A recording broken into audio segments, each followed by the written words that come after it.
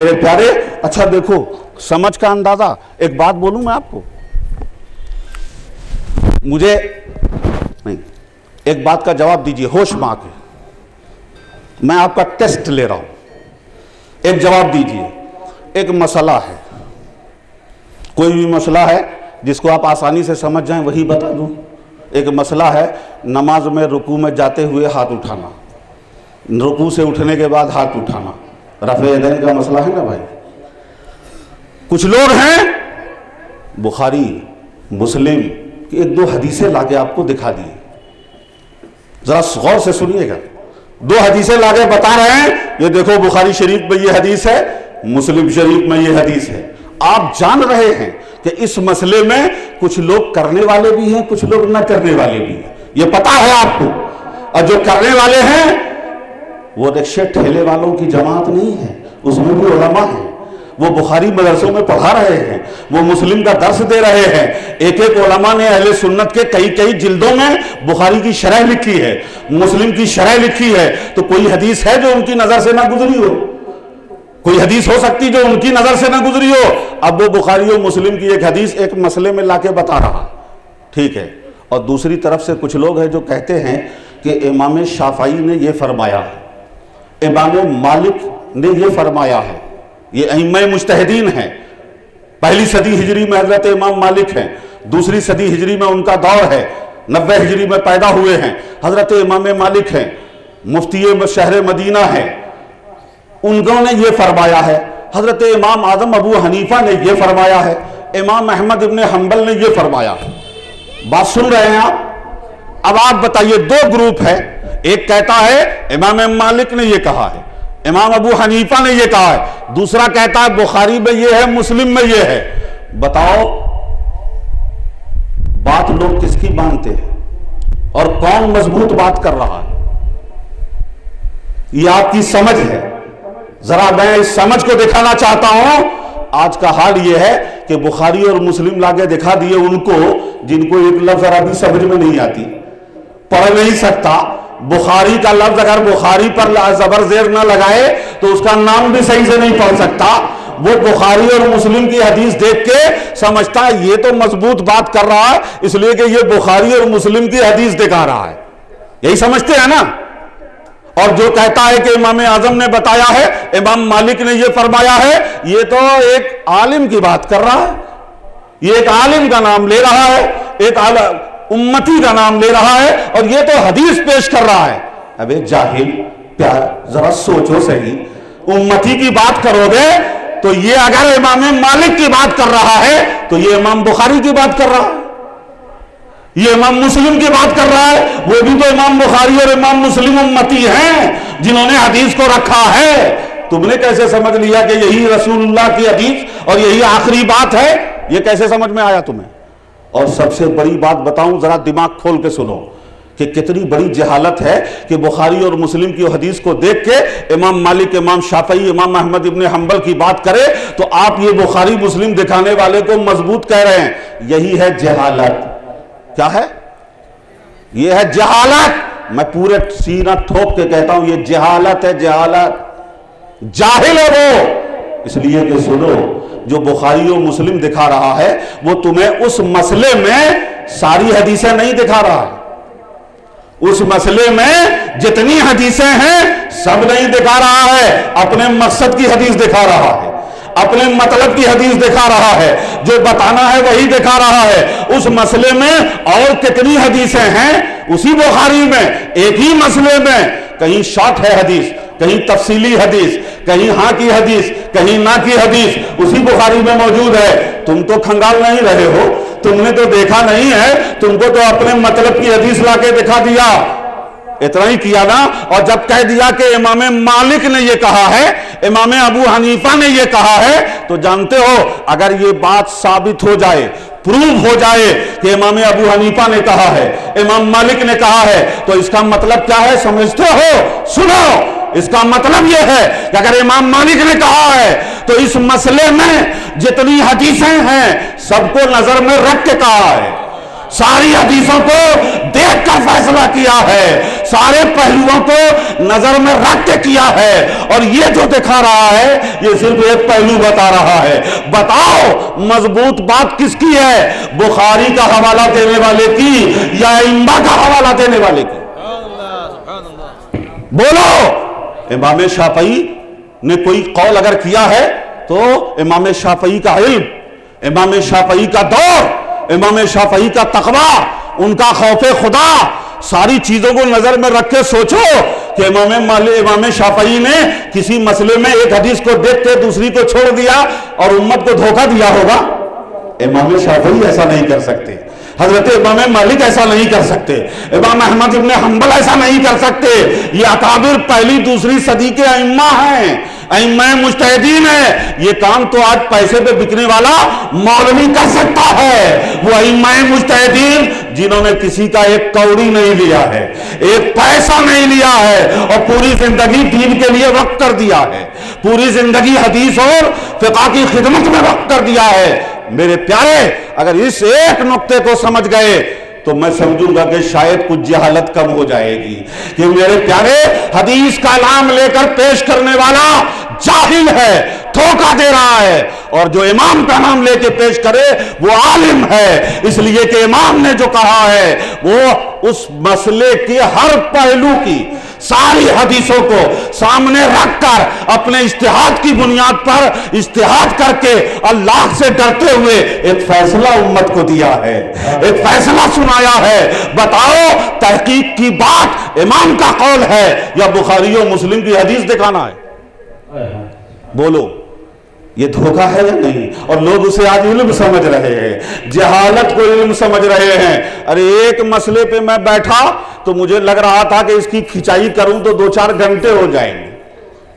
مولانا امان پاشا موجود ہیں، بقرعید کے موقع پہ ایک پمفلٹ نکلا ان کی طرف سے، ایک واٹس ایپ پہ ایک بیان آ گیا، ایک قربانی پوری فیملی کی طرف سے کافی ہے، ایک قربانی پوری فیملی کی طرف سے کافی ہے، اور ایک حدیث اٹھا کے ابو داؤد حوالہ دے دیا ابن ماجہ۔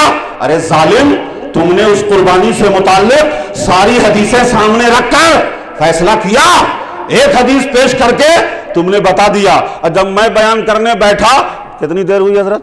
2.25 گھنٹے، 2.25 گھنٹے کا بیان میں نے یوٹیوب پہ اپلوڈ کرا دیا ہے، لیکن ابھی بھی مجھے لگا کہ ایک پہلو پہ بیان ہوا ہے، ایک پہلو پہ بیان ہوا ہے، حدیثوں کی کتابیں سامنے رکھ کر 2.25 گھنٹے گفتگو کی ہے۔ ذرا غور کرو گے میرے پیارے، امام اعظم کے 1200 سال کے بعد اس ادنا فقیر ناچیز کا یہ عالم ہے، تو امام اعظم کا عالم کیا ہوگا؟ امام اعظم کا عالم کیا ہوگا؟ اور آج بتا دوں، رفع یدین پر 1 گھنٹے 46 منٹ کا بیان میں نے اپلوڈ کرا دیا ہے، اور ابھی ایک کلپ اور آنے والی ہے تقریباً آدھے پون گھنٹے کی، وہ آئے گی، 1 گھنٹے کی اور آئے گی، آپ سن لیجئے گا، اور اس کے بعد پکڑ کے پوچھئے گا بخاری بتانے والے کو، مسلم بتانے والے کو، کہ ذرا ثابت کر کے بتاؤ، ذرا دکھا کے بتاؤ۔ میرے پیارے، صرف حدیثیں دیکھ کر 1-2 حدیثیں دکھا کے دھوکہ دے دینا یہ بہت آسان ہے، اور وہ جو مسئلہ ہے انصاف کا تقاضا یہ ہے کہ اس مسئلے پر حضور کی جتنی حدیثیں ہیں سب کو سامنے رکھ کر پھر تحقیق کر کے بتاؤ، یہ ہے انصاف، اور یہ کام ائمہ مجتہدین نے کیا ہے، یہ ان مولویوں کے بس کی بات نہیں ہے، یہ ان مولویوں کے بس کی بات نہیں ہے۔ اب آپ بتاؤ کہ جو 2 حدیثیں بخاری مسلم کے دکھا کے آپ کو منوا لیتا ہے تو آپ تو اسے علم سمجھتے ہیں، لیکن آپ کو سمجھ میں آ گیا ہوگا کہ یہ علم نہیں، حقیقت میں دھوکہ ہے، یہ جہالت ہے، یہ چیٹنگ ہے، یہ فراڈ ہے، اسی کو لوگ آج علم کہہ رہے ہیں۔ سنو، میرے آقا نے ارشاد فرمایا، حدیث پاک مشہور ہے، کوئی انکار نہیں کرتا اس حدیث کا، ہر جماعت والے اس حدیث کو پڑھتے ہیں، میں بھی پڑھ رہا ہوں۔ حضور نے فرمایا دھیرے دھیرے علم اٹھا لیا جائے گا، ان اللہ یقبض العلم بقبض العلماء، ماہر علماء اٹھتے جائیں گے، آنے والا اس سے لو گریڈ کا آئے گا، جو آئے گا لو گریڈ کا آئے گا، اور جب آتے آتے یہ عالم ہوگی حتی لم یجد عالما، حتی لم یبقى عالما، جب عالم باقی نہیں رہیں گے ماہر تو کیا کہیں گے؟ اتخذ الناس رؤوسا جہالا، تو لوگ جاہلوں کو اپنا سردار بنا لیں گے، جاہلوں کو لونڈوں کو سردار بنا لیں گے۔ اور میرے نبی نے تو ایک حدیث میں بشارت دے دی ہے، ایک زمانہ آئے گا ایسی جماعت نکلے گی کہ نوجوان قسم کے لوگ اٹھیں گے اور بات کریں گے، بات بات پر نبی کی بات کریں گے، لیکن دل بھیڑیوں کا ہوگا۔ بات کریں گے قول و خیر البریہ، رسول پاک کی بات کریں گے، اور دل بھیڑیوں کے جیسا ہوگا۔ قرآن پڑھیں گے، حلق سے نیچے نہیں اترے گا۔ آج اٹھا کر 2 کلو میرے پیارے برادر فلاں میلاد النبی کے موضوع پر للکار رہا ہے، گفتگو کر رہا ہے۔ ظالموں، جہاں کے لقمے کھاتے ہو، جہاں کو اسلام کی زمین اور اسلام کا اسٹیٹ کہتے ہو، پہلے اسے مسلمان تو ثابت کر دو۔ جو یہودیوں کے خلاف آواز نہ اٹھا سکے کہ یہودی کے خلاف اگر کوئی آواز اٹھا دے گا تو اسے قید کر دیا جائے۔ جس زمین پر یہودیوں کے خلاف کوئی بول نہیں سکتا تم اسے اسلام کی زمین کہتے ہو۔ ارے ان حکومتوں سے بہتر تو ہماری یہاں کی زمین ہے۔ میرے پیارے، اگر وہ اسلامی سینٹر توحید، ایمان، اسلام کی غیرت، اسلامی اسپرٹ میں اگر مضبوط ہوتے تو آج ہندوستان میں ہمت نہیں ہوتی کہ مسلمانوں کو گھر واپسی کے نام پر غیر مسلم بنایا جاتا۔ کل تک ہمارے بزرگوں نے، توجہ چاہوں گا، غریب نواز نے، محبوب الہی نے، حضرت چراغ دلی نے، بندہ نواز نے، بابا فرید نے، صابر کلیر نے، حضرت شاہ رحمت اللہ نے، رحمت آباد شریف میں، انہوں نے تو غیروں کو اپنا بنایا ہے، غیروں کو اپنا بنایا ہے۔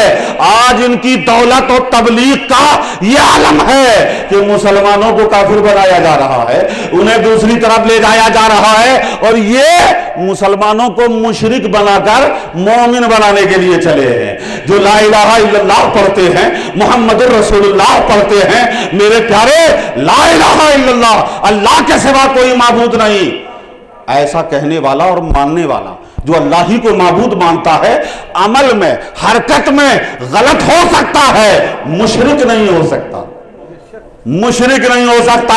اللہ کے سوا کسی کو معبود، خالق، مالک نہیں مانتا ہے، صرف اللہ کو مانتا ہے۔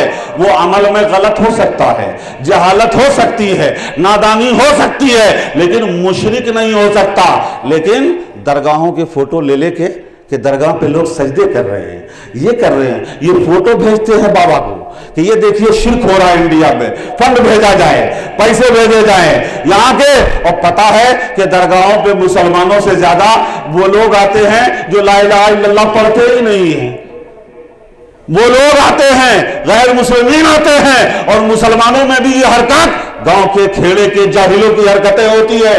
ان جاہلوں کی اور غیر مسلموں کی حرکتوں کو مسلمان اور سنیوں پہ الزام کا ذریعہ بنایا جا رہا ہے، اور ان کو ڈیمیج کرنے کے لیے یہ تحریک شرک، یہ مشرک ہیں، شرک چل کر رہے ہیں۔ اور حد یہ ہے کہ کل آنے والے دنوں میں آپ دیکھیں گے یہ مشرک کہہ کر لوگوں کا قتل کریں گے، یہ بم بلاسٹ کریں گے۔ آپ کہاں سوئے ہوئے ہیں؟ پاکستان میں حضرت داتا گنج بخش لاہوری، حضرت داتا کی بارگاہ میں بم بلاسٹ کرنے والے یہ ہندوستان کے ہندو نہیں ہیں۔ پاکستان میں نشتر پارک میں میلاد کے جلسے میں اسٹیج کے نیچے بم پھٹ کر بلاسٹ کرنے والے یہ مشرک کافر نہیں ہیں۔ پاکستان میں ائمہ مساجد کو مسجد میں کھڑے منبر پہ گولی مارنے والے یہ کافر نہیں ہیں۔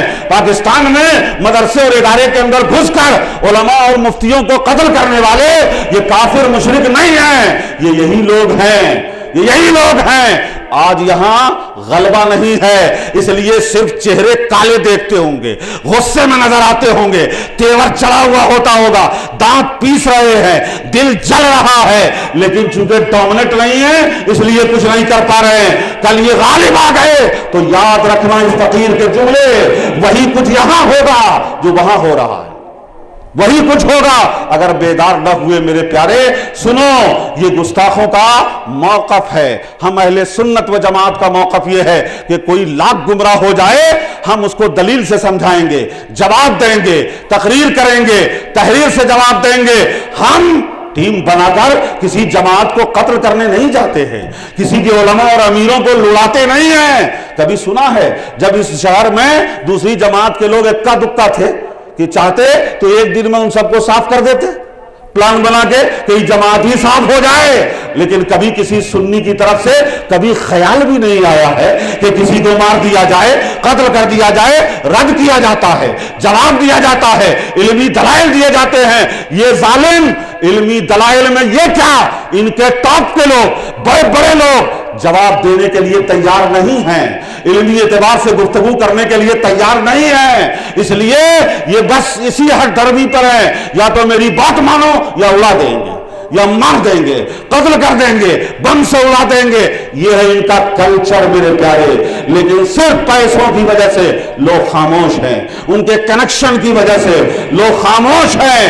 اپنے دین و ایمان کو بچانا ہے میرے پیارے تو ہوشیار ہو جاؤ، یہ جہالت پھیلی ہوئی ہے۔ حدیث دیکھ کے تم نے مسئلہ سمجھ لیا میرے پیارے، امام مالک، امام اعظم، امام احمد ابن حنبل، امام شافعی پوری زندگی صبح و شام حدیث میں گم ہیں۔ اور سنو، ہر امام، تقریباً سارے ائمہ مجتہدین رسول اللہ سے کسی مسئلے میں جتنی حدیثیں ہیں، ساری حدیثیں ان کے پاس پہنچ گئی ہیں، تب وہ مجتہد بنے ہیں، مجتہد بنے ہیں، تو ان کا قول زیادہ اتھینٹک ہے یا حدیث دکھانے والے، یہ بخاری مسلم دکھانے والے کی بات اتھینٹک ہے؟ کتنی بڑی جہالت ہے میرے پیارے، لفظ سنتے ہو دھوکہ دیتے ہیں۔ میں حدیث پیش کر رہا ہوں، وہ کہیں گے میں حدیث پیش کر رہا ہوں، تم امام کا قول پیش کر رہے ہو۔ ارے میرے پیارے، کہنا تم حدیث پیش کر رہے ہو تو تم ہمیں موسمی سنترے دے رہے ہو نا، سیب دے رہے ہو، سنترا دے رہے ہو، تم پھل دے رہے ہو، اور یہ امام کا قول جو ہے یہ پھل کا جوس ہے، جوس، یہ جوس دے رہے ہیں، تم پھل دے رہے ہو، اس میں چھلکے بھی ہیں، اس میں گودے بھی ہیں، اس میں کچھ چیزیں فاضل بھی ہیں، سب نہیں کھائی جاتی ہیں، اور یہ امام کا قول جو ہے اس میں سے کچھ نہیں نکالنا ہے، پی جانا ہے، پی جانا ہے، انرجی ہی انرجی ہے۔ تم پھل دیتے ہو، اس میں سے جوس نکالنا، فاضل کو الگ کرنا، ویسٹیج کو الگ کرنا، یہ حرام آدمی کا کام نہیں ہے۔ حدیث کو لے کر الگ الگ کرنا حرام آدمی کا کام نہیں ہے۔ یہ فقہ حدیث و قرآن سے مسائل کا جوس نکالنا یہ مجتہد کا کام تھا، انہوں نے نکال دیا ہے۔ جوس پینے والا سیب کے ٹکڑوں کے پیچھے بھاگ رہا ہے۔ یہ جہالت نہیں تو کیا ہے؟ جہالت نہیں تو کیا ہے؟